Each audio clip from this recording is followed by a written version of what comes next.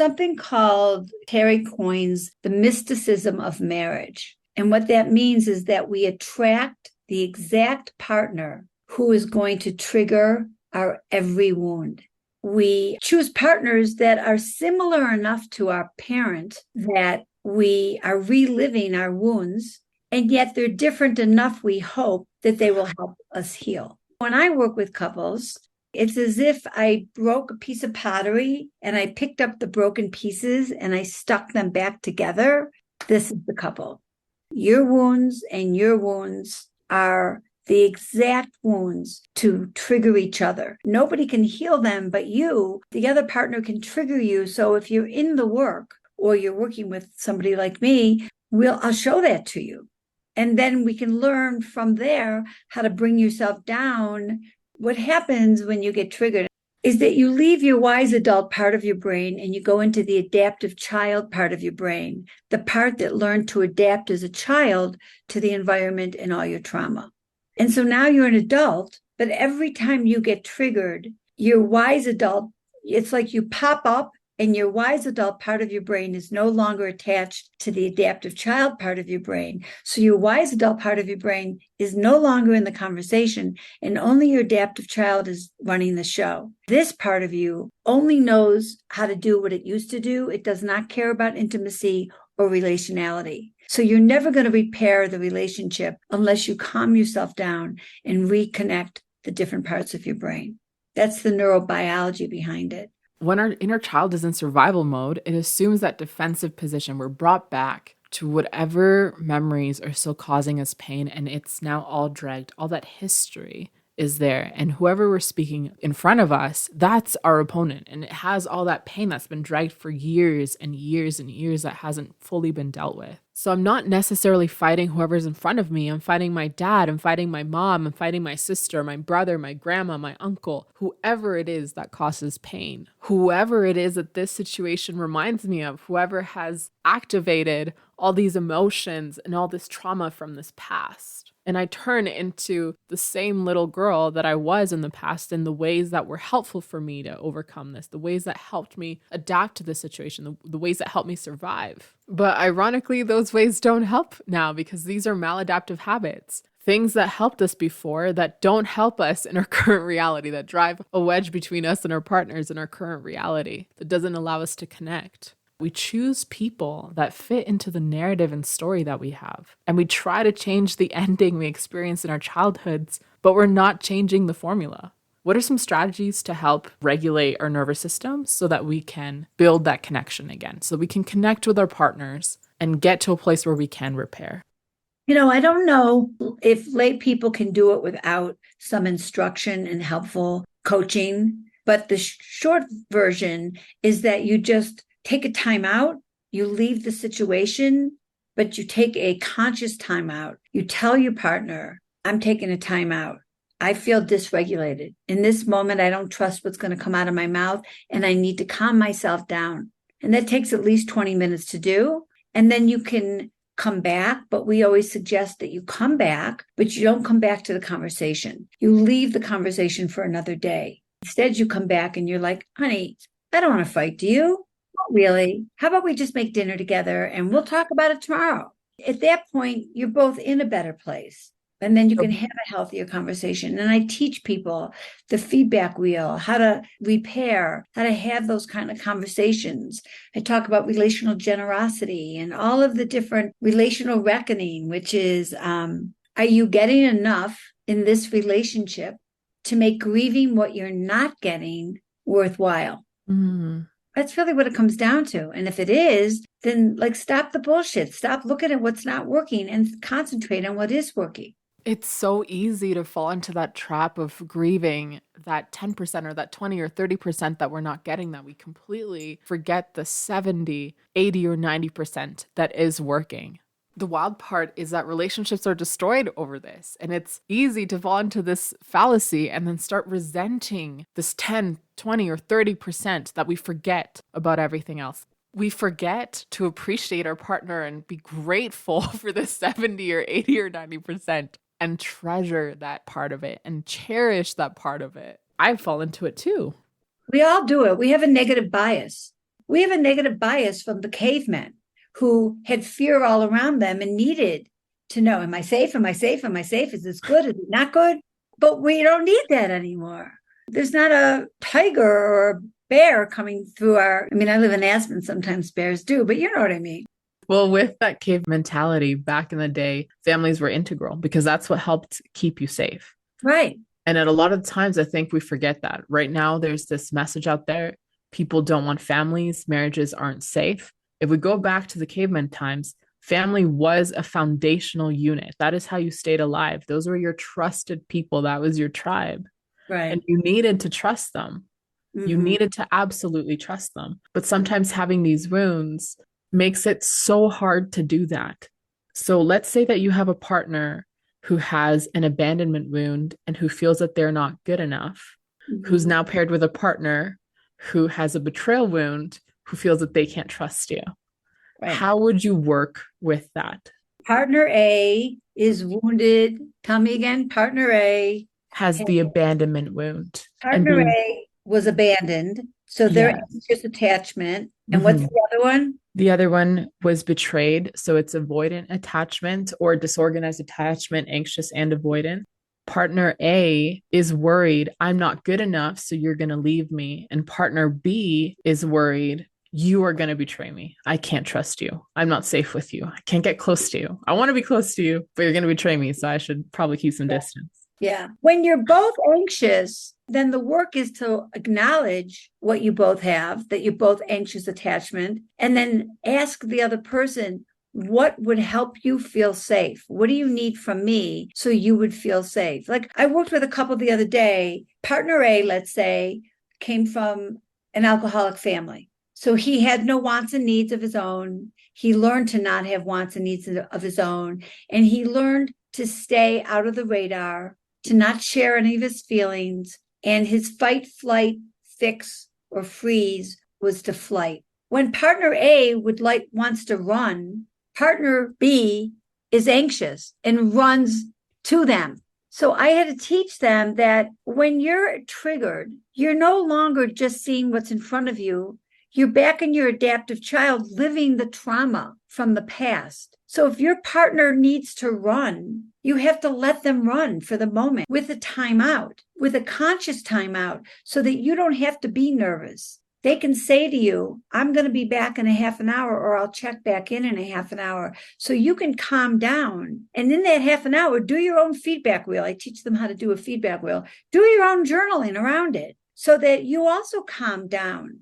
Instead of making their leaving about you, the loving way is to be compassionately curious about their need to run and to allow them to fix that and heal that in the process on their own without adding your anxiety into it.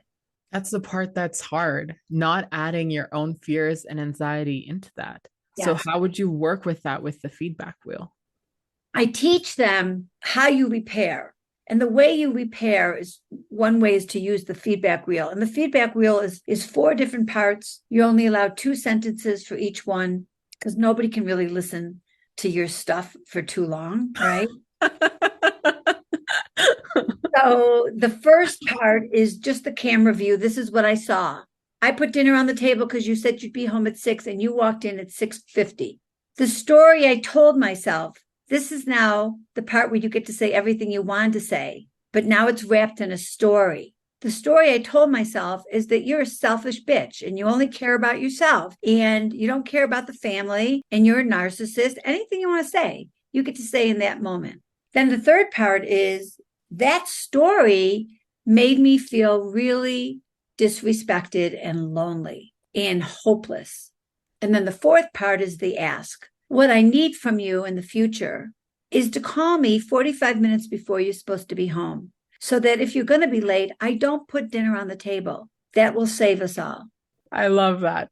And what's the experience of couples using this? Oh, really good. Really, really helpful. I mean, the problem is to remember to use it. Do you know what I mean? Yeah. I think the easiest thing for them to remember to use is the I, making it all I. Mm-hmm. I feel. I make myself feel the story I tell myself.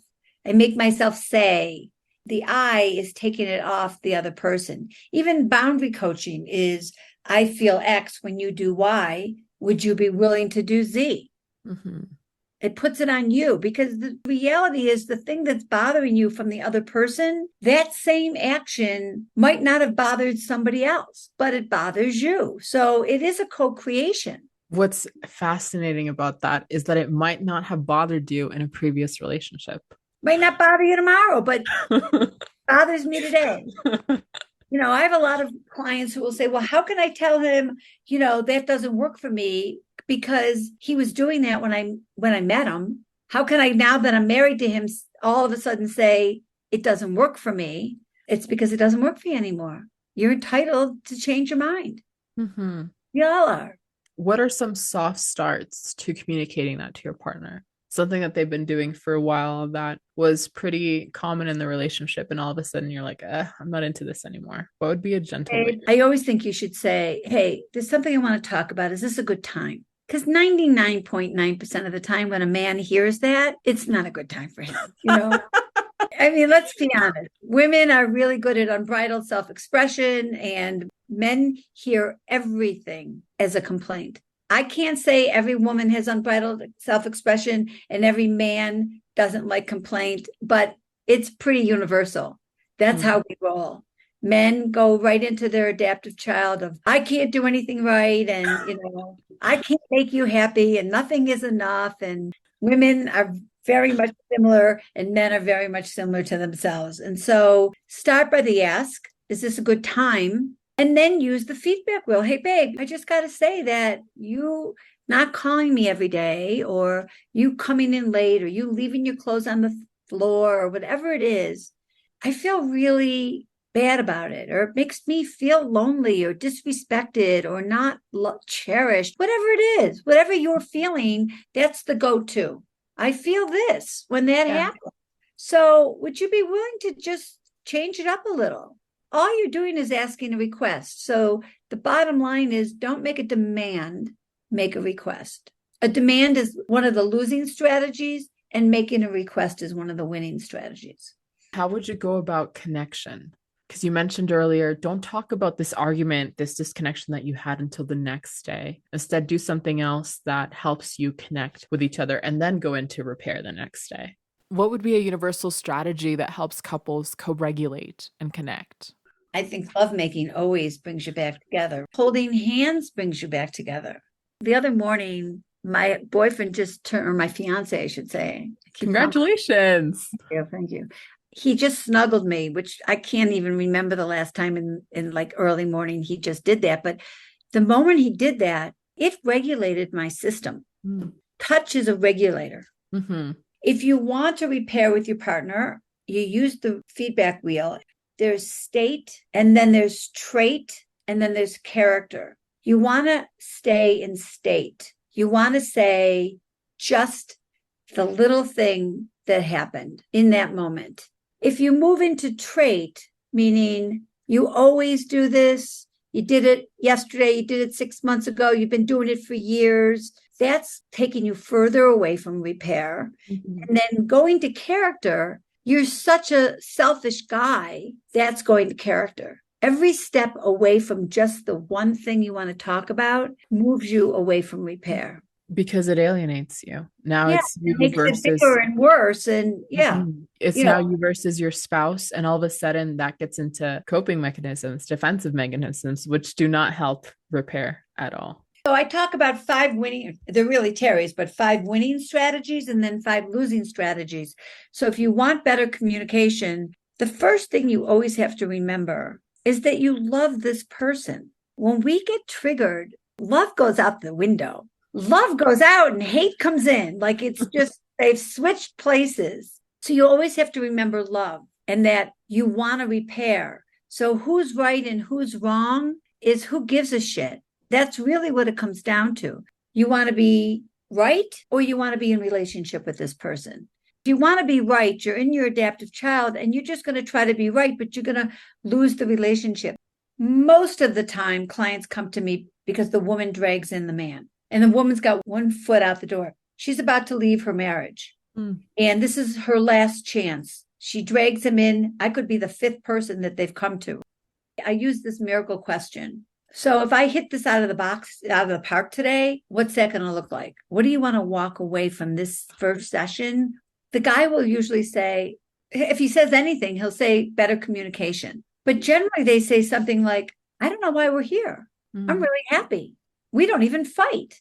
This is the perfect wounded story again. Grandiose man, doctor, fighter, loves a good fight, loves to win. Woman who's, she could have been the fifth or the eighth kid in her family. She has no wants and needs of her own. She does not speak up for herself. She has learned over the many years of her marriage, she will never win a fight. So she never, ever tries anymore. So I have to explain to the guy, well, you're a great fighter and you are winning every single fight, but you're losing the war. Your wife's leaving. You can stay up there in your grandiose position, winning every fight until you have no wife. Is that what you want? No, that's not what they want. There's a couple that comes to mind because how strict his mom was. It's harder for him to want to apply the strategies. We can stay in our childhoods and say, yes, this triggers me and it reminds me of my mom and this feels like rules. It's like, okay, then you have the choice to leave or to have this keep failing. But if you're telling me that you want this to work and you want to stay together, you need to move forward. You need to get over that and realize this is not your mom. This is your marriage. And she's asking you for very reasonable things because she wants to feel appreciated and she wants to feel valued. And he doesn't want to give her anything because he's so sick of giving to a woman. He doesn't want to feel controlled. That's the biggest thing. Like, I don't want to feel controlled. Right. I have experienced that. I'm a very free spirit. I'm married now. I don't know if I told you that. Congratulations. Thank you. I had to think about that a lot because I was like, okay, I have to shift the way. And my husband actually said to me, he's like, you have to shift the way you're thinking about marriage. If you're thinking you're going to be stuck with me forever if you enter this legally binding agreement, yeah, you're going to feel trapped and you're going to hate it. If you think about it, like, I'm choosing to be with you and that you love me and you're choosing to stay here and this is something that's good for you, then even on the hard days, you're going to think it's worth it. And so he worked with me a lot for a year before we got married so that I could shift that. No, he's not, but he could be. He's so intelligent, so emotionally intelligent, and so, so brilliant. You got to remember love. And you can say to your client, what's it like to realize you've married your mom? But in this case, he may not have married his mom. With the injustice wound, where you grow up in a very, very strict environment, you don't want to feel controlled. That's the last thing that you want. You want to rebel. You want to be your own person. You don't want to give up your independence. For the abandonment wound, you want to know someone's there for you and they're not going to leave you. And so this independence is terrifying. And so these wounds have them in negative feedback loops, or just like if you have abandonment and betrayal, negative feedback loops again. And so it's about being super intentional with rewriting those stories so that you can have a healthy relationship with your partner. Let's say that you are in that situation where you're perfectly feeding each other's wounds and you trigger each other. What is one tool that you would give to couples who are triggering each other? We do this thing called CNI, which is your core negative image.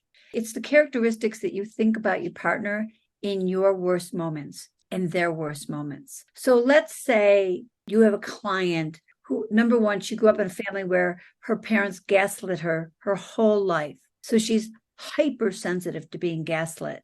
And she thinks that her partner is gaslighting her all the time. When I hear the stories, a lot of times I'll be like, yeah, I don't think she's gaslighting you there. But I'll explain to the partner, it actually doesn't matter if you're really gaslighting her or not. If her interpretation is that she's being gaslit, we need a safe word so that she can say it.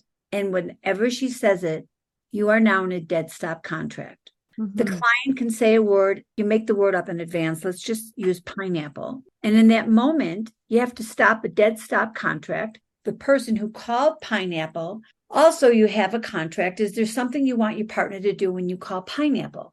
Do you want them to say, what do you need from me right now? Or do you want them to say nothing and just let's take a time out?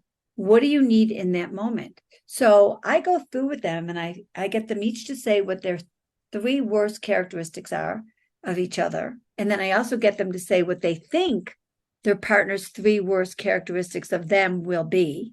And then we talk about it. And then they each get to pick one of those to be their timeouts. And that timeout stops it on a dime. So it doesn't really matter if it's true or not. The doctor that I was talking about that's really arrogant and has to win, if he's starting to go down that line and she calls pineapple, it's over. There's not going to be a winner or a loser right here. That conversation is done for today. And then they immediately focus on reconnecting. Yeah. Really? Switch from one of those losing strategies to one of the winning strategies. Yeah. What's another winning strategy? First one is to speak with love and respect. Cherish what you have. The feedback wheel, that is the feedback wheel. The one before that is actually moving from complaint to request. Third one is to listen with compassion. So it's like if your partner comes to you with a negative feedback wheel, they're the speaker and you're the listener. The roles don't mix. You're only the listener. You're never the speaker if your partner comes to you with something. You listen to them with compassionate curiosity. Try to put yourself in their position, not listening, saying in the back of your mind, that's such bull, or that's not what happened, or that's not what I saw, or you don't know my side of it. Get rid of all of that and just put yourself in their shoes and see what their subjective reality is, how they saw it. And then you respond with generosity, not who's right and who's wrong. But if they've made a request and it's within your ability to give them what they're asking for, you just give it to them. You don't say, I've given in the last 4 times. You just give it to them. Because the bottom line is, this is the person you're living with. And if they're not happy, buddy, you're not going to be happy. That's so accurate. Right? It's so funny because all this stuff that you're narrating in your head of like, oh, that's such bull. That's not how that happened. Or you don't know my side of the story. It's so easy to fall into that, but it's garbage because it doesn't help you connect. I'm guilty of it. Sometimes I get so mad. I feel like I forget everything that I have learned. All your tools. Right. Yeah. They just go out the window. And then I'm like, okay, I need to regroup. Let's try this again, please. Yeah. And another one is to empower your partner. Tell them what you need. We're not mind readers. And then tell them how they can do that for you. This is exactly what I'd like. And this is how you could do it. And then they've got a blueprint. It's like basically, this is my working directory. These are the things that make me feel loved and cherished. And this is what I need from you. What do you need from me so you can do that for me? If you're at Macy's customer service desk and somebody walks up, they hand you their toaster oven and they say, my toaster oven is broken. The person behind the desk isn't going to say, well, my oven's broken. So you're pretty good that it's just your toaster oven that's broken, right? Don't do that. Be in the customer service department. And when your partner comes to you with repair, just listen and give them whatever you can. And remember, relationally generous. I use this with my partner all the time. I say, this is what I need. And this would be you being relationally generous. My partner and I were on our way to a wedding and we were sitting downstairs waiting for another couple to come out of the hotel to go. And I said, we're all prettied up here. Let's make a reel real quick. Will you make one with me? He's like, sure. I said, okay, we're going to do it on relational generosity. And I put it on the camera. You have to listen to it. It's the funniest thing. He's basically saying, yeah. And it's generally me being relationally generous. Like, it's a whole conversation where he's like, yeah, man. And I just want to say that I think I'm doing all the being relationally generous all the time. I'm excited to go watch that. They have to find it. Anyone listening can go and look at it. It's pretty funny, actually. You've given us amazing tools today and amazing strategies. If couples could just take away one, what is one that you're like, okay, you must try this one to see changes in your relationship?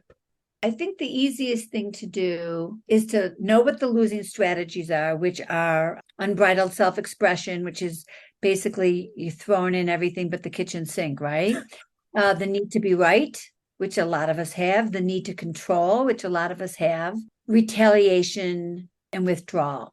Those are all losing strategies. If you do any of those, then you have to look at the pattern. When I do this, my partner does this. And then when my partner does that, I do more of this, or I switch down to this one. Look and see what your pattern is with your partner and try to switch those negative losing strategies into positive winning strategies. That's the best advice I can give. And remember love. Always remember love. This is not your enemy. This is the partner you want to be with, or your parent, or your child, or your sister, or your business partner. It works with everybody. It's so interesting how in the heat of the moment, it can be so hard to forget all those relationships. So hard. It's like, this is my enemy. It's me versus you right now. Yeah, but that's why the timeouts are brilliant. And the CNIs are brilliant. If my partner's CNI is that I need to be right, and he calls pineapple while I'm blah, blah, blind, I have to stop in the moment. Mm-hmm. And so he's helping me catch myself. Mm-hmm. There we go, needing to be right. And it's a dead stop. You're done. I really like that. Okay, so last question for you today.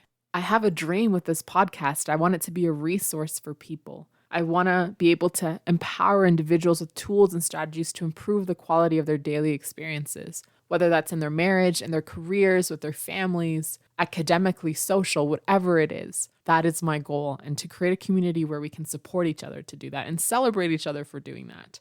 So my last question for you today is, what is a reality that you're working towards? Oh, to be like an even better marriage and relationship coach.